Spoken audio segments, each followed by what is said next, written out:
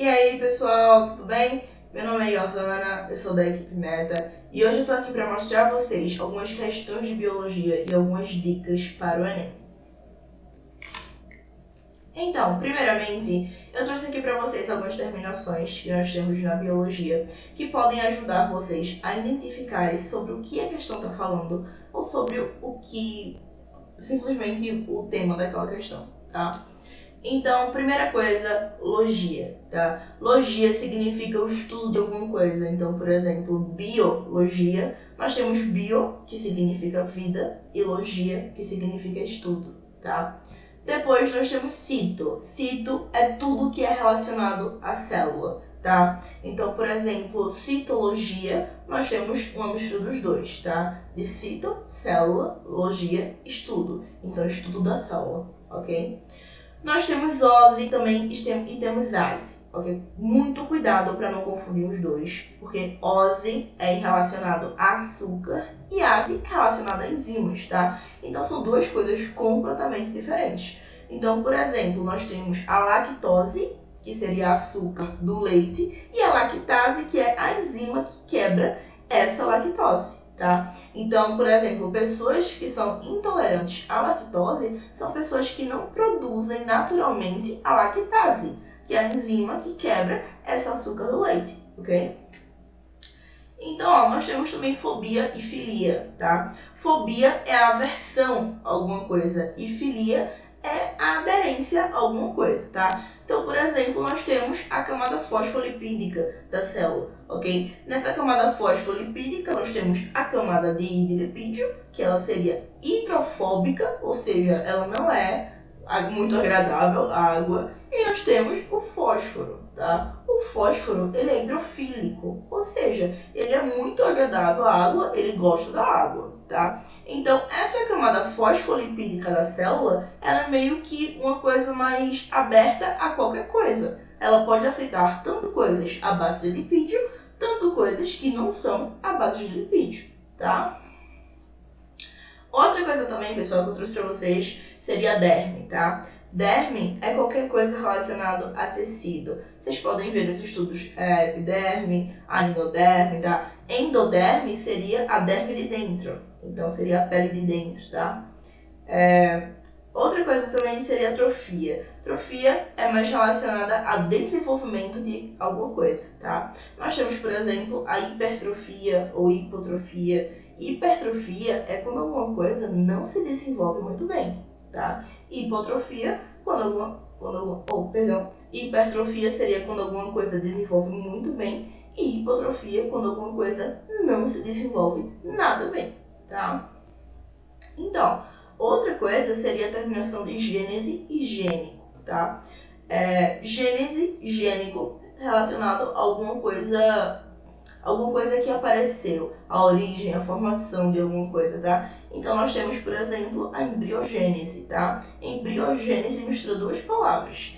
Embrio, que é embrião, e gênese, que é formação, tá? Então, seria a formação de um embrião. Então, pessoal, essas terminações que eu trouxe para vocês podem ajudar bastante em algumas questões do Enem, tá? Principalmente para a gente saber do que é que se trata aquela questão, ok? Então, temos isso, vamos direto para as questões. Nós temos aqui uma questão do Enem 2016, tá? Vou ler ela rapidinho aqui para vocês.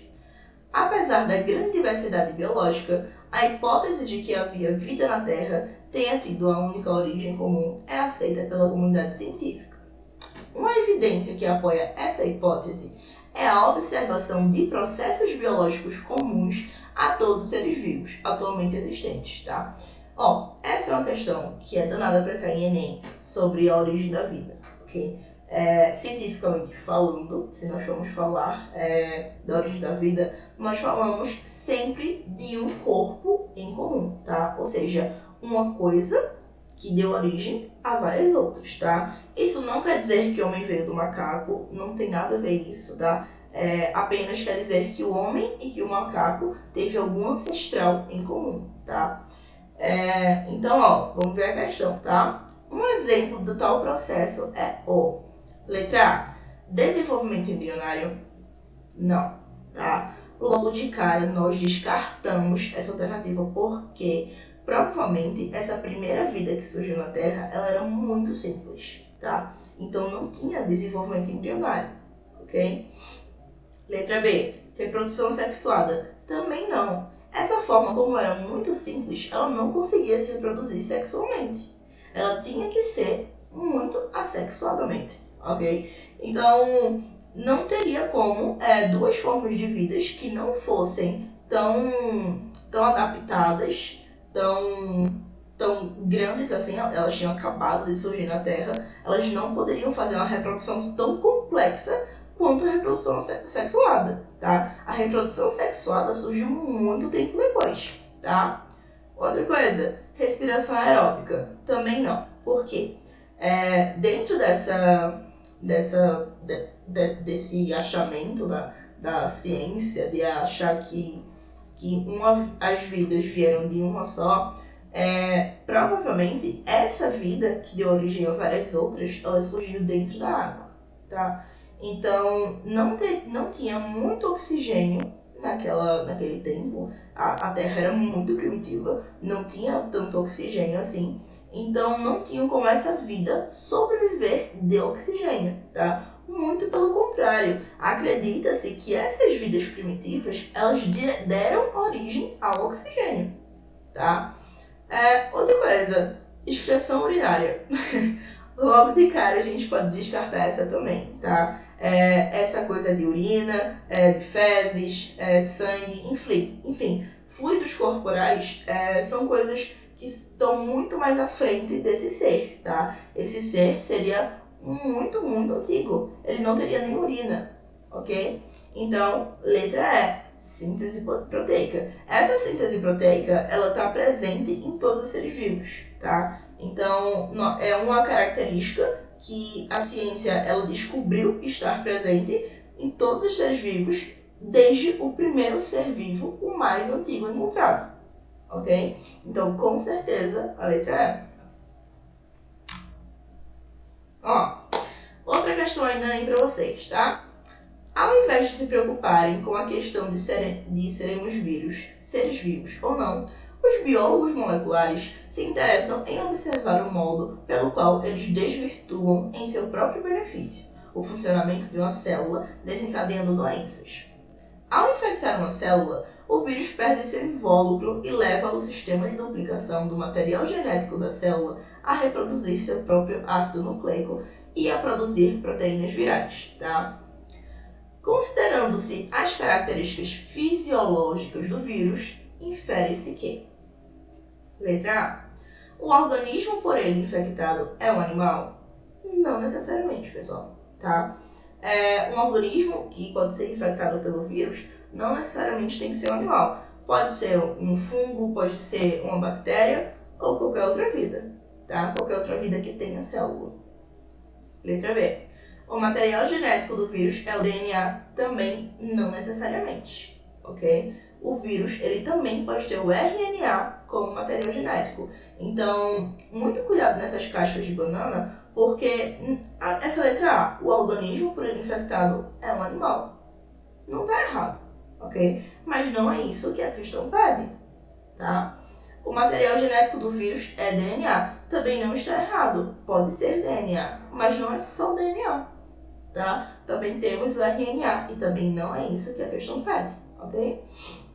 Letra C. O hospedeiro morrerá logo após a infecção. Também não necessariamente, ok? Letra D. O vírus pode existir também na forma de vida livre. De jeito nenhum. Sempre, em qualquer questão de Enem, tem essas alternativas que são super absurdas, tá? Você exclui elas logo de cara. Então, o vírus pode existir também na forma de vida livre? De jeito nenhum, tá? O vírus, ele é necessariamente um parasita, ok? Ele só consegue sobreviver, ele só consegue se tornar vida dentro de uma célula, ok? Letra E. Seu material genético altera o metabolismo da célula hospedeira. Com toda certeza, tá? Então, vamos lá. Aqui nós temos o vírus e aqui nós temos uma célula. Nós temos o cromossomo dessa célula, tá? Logo depois, o vírus está injetando o material genético dele, o material genético viral, ok? Não necessariamente DNA ou RNA. Logo depois, o vírus ele está formando várias moléculas virais dentro dessa célula, tá? Nós temos ali novos vírus formados e depois esses vírus vão sair dessa célula, tá? Ou seja, o vírus ele só está utilizando essa célula para se reproduzir, somente para isso, tá? Até porque logo depois que ele consegue se reproduzir, ele dá o fora, tá? Sai da célula, ok? Então esse vírus ele mudou completamente esse metabolismo dessa célula, tá? Vamos lá. Outra questão legal. Os sintomas mais sérios da gripe A, causada pelo vírus H1N1, foram apresentados por pessoas mais idosas e por gestantes. O motivo aparente é a menor imunidade desses grupos contra o vírus. Para aumentar a imunidade populacional relativa ao vírus da gripe A, o governo brasileiro distribuiu vacinas para os grupos mais suscetíveis. A vacina contra o H1N1, assim como qualquer outra vacina contra agentes causadores de doenças infecto-contagiosas, aumenta a imunidade das pessoas porque... Letra A. Então, vamos entender primeiramente essa questão, tá? Essa questão está perguntando basicamente como é que as vacinas funcionam. Mas por que colocou esse texto inteiro para encher nossa cabeça, tá? Tem algumas questões de Enem que nós não precisamos ler o texto. Então eu indico muito para vocês, tanto em biologia ou qualquer outra questão, vocês lerem a questão primeiro, para saber se vocês conseguem responder essa questão apenas lendo a questão, ok? Então, essa, por exemplo, não precisava, tá? Então, letra A. Possui anticorpos contra o agente causador da doença? Nós sabemos que não, tá? Dentro da vacina não tem os anticorpos contra o agente causador da doença. Esse tipo de método que já contém os anticorpos são soros, tá? Os soros, sim, já possuem anticorpos dentro dele e são injetados nas pessoas, ou em animais, ou em qualquer coisa, tá? Letra B. Possui proteínas que eliminam o agente causador da doença? Eu não sei nem de onde veio isso, na verdade. Ok? Não sei nem de onde veio essa alternativa. Essa é mais uma daquelas alternativas que são completamente absurdas. Letra C. Estimula a produção de glóbulos vermelhos pela medula óssea? Não, tá? Isso aqui pode também ser considerado uma casca de banana. Por quê? Não são os glóbulos vermelhos que produzem os anticorpos, tá? São os glóbulos brancos. Os glóbulos brancos são os anticorpos, ok? Os glóbulos vermelhos são hemácias, não tem nada a ver com anticorpos, nem com vírus, nem com doenças, com nada, tá? A única função da hemácia é carregar lá o oxigênio, carregar o gás carbônico, tá? Não tem nada a ver com anticorpo. Letra D. Possui linfócitos B e T que neutralizam o agente causador da doença. Outra casca de banana, tá? Também não. Dentro da vacina não vai ter linfócito nenhum, ok? Esse linfócito, ele vai estar no sangue. O linfócito B, o linfócito T, eles atuam contra patogênicos, contra doenças, mas eles não vão estar na vacina, ok? Eles vão estar no sangue. Letra E. Estimula a produção de anticorpos contra o agente causador da doença? Claro que é esse, tá? Dentro da vacina nós temos, às vezes, um pedaço da doença, um pedaço de um vírus, de uma bactéria, às vezes inativado, ok? Então, a vacina, ela vai ter um pedaço da doença e ela vai ser aplicada em você. Para quê? Para que o seu próprio corpo, ele consiga enxergar que aquilo é uma doença e ele próprio conseguir produzir os anticorpos contra aquela doença, tá? Então, claro que a letra é, sem dúvidas nenhuma.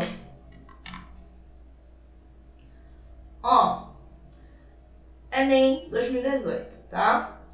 A polinização que viabiliza o transporte do grão do pólen de uma planta até o estigma de outra pode ser realizada abiótica ou abioticamente. Nos processos abióticos, as plantas dependem de fatores como vento e água, tá? Vamos só relembrar um pouquinho o que é biótico e uma coisa abiótica, tá? Biótico, vamos lembrar de biologia? Biologia significa estudo, não é? Bio significa o quê? Significa vida, não é? Então, ó, bio, vida, tá? Abiótico, sem vida, tá? Sempre quando tiver esse azinho aí no começo da palavra, é uma partícula de negação, tá? Então ela tá negando a palavra que vai vir posteriormente a ela, tá? Então bio significa vida. Se antes teve uma partícula de negação, o azinho ali, nós temos sem vida, tá? Por isso que fala ali, ó, nos processos abióticos, as plantas dependem de fatores como vento e água. Vento e água são coisas abióticas, coisas que não têm vida, tá? Então, ó, vamos para a questão, tá? A estratégia evolutiva que resulta em polinização mais eficiente quando está pendente do vento é ou a letra A, diminuição do cálice. Não tem nada a ver, tá? B, alongamento do ovário. Pra quê? Pra quê? Não tem nada a ver, tá? O ovário ali é onde vai ficar a parte feminina da planta, tá? E o pólen é a parte masculina da planta. Então não tem nada a ver, ok? C, disponibilização do néctar. Nada a ver também, ok? Essa foi a questão que mais me chocou, assim, porque as alternativas são muito diferentes uma das outras, tá? Aqui não tem casca de banana, ok? Ó, letra D, intensificação da cor das pétalas. Também nada a ver, porque se fosse intensificar a cor das pétalas, seria alguma coisa biótica, tá? Para chamar borboletas, para chamar abelhas ou outros agentes.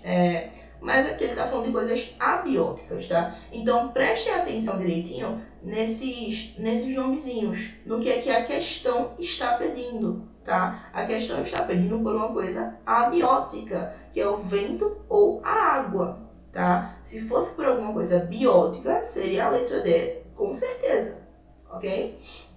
Letra E, aumento do número das estames. Com toda certeza é essa, sem sombra de dúvida, tá? As estames são justamente dentro das estames que existe pólen. Quanto mais pólen nós tivermos, mais probabilidade do vento e da água levar esse pólen, tá? Então, ó, aqui nós temos o pólen, tá? Dentro da estame, perdão. Nós temos as estames e dentro das estames, dentro da antera, nós temos o pólen. Então, quanto mais filetes desses, quanto mais estames nós tivermos em uma planta, mais probabilidade desse pólen ele ser carregado pelo vento, ok? Então, com certeza, sem sombra de dúvida, letra E, ok? Ó, outra questãozinha legal, ok? Os anfíbios são animais que apresentam dependência de um ambiente úmido ou aquático. Nos anfíbios, a pele é de fundamental importância para a maioria das atividades vitais. Apresenta glândulas de muco para conservar-se úmida, favorecendo as trocas gasosas, e também pode apresentar glândulas de veneno contra micro-organismos e predadores. Questão: segundo a teoria evolutiva de Darwin, essas características dos anfíbios representam muito cuidado nessas questões, tá? Teoria evolutiva de Darwin é muito diferente das outras teorias, ok? Por exemplo, a letra A está falando sobre a lei do uso e desuso. Essa teoria não é de Darwin. Essa teoria é de Lamarck, tá? Então, essa lei do uso e desuso não passa nem perto de Darwin, ok? B. Atrofia do pulmão devido ao uso contínuo da pele? De jeito nenhum, tá? Só porque esses animais eles estão usando a pele, não quer dizer que eles não estão usando também o pulmão, ok? Letra C. Transmissão de caracteres adquiridos aos descendentes? Não, de jeito nenhum. Isso também não é Darwin. Por quê? Porque Darwin não acredita em coisas adquiridas. Darwin acredita em no mais forte que sobrevive, ok? Então, por exemplo, se nós temos aqui, ó, duas girafinhas, a clássica, né? As duas girafinhas clássicas. Se nós temos duas girafinhas, uma grande e uma pequena, claro que a pequena ela vai morrer se as árvores forem muito altas, tá? Então ninguém está ganhando nada aqui, ninguém está adquirindo nada, ok? Nós simplesmente temos duas girafas diferentes e vai sobreviver aquela que se adaptar melhor, ok? Ó, letra D. Futura extinção desses organismos, pois estão mal adaptados. De jeito nenhum. A letra D é a questão absurda, tá? Muito pelo contrário. Esses sapos estão muito bem adaptados, ok? Sapos não, né? São os anfíbios. Que são a mesma coisa, mas anfíbios podem ser outras coisas. Então, esses anfíbios, eles estão muito bem adaptados, ok? Letra E, seleção de adaptações em função do meio ambiente que vivem. Claro que sim, letra E, ok? Então, ó, seleção de adaptação é a natureza selecionando quem é que vai sobreviver, tá? Selecionando a dedo, ok?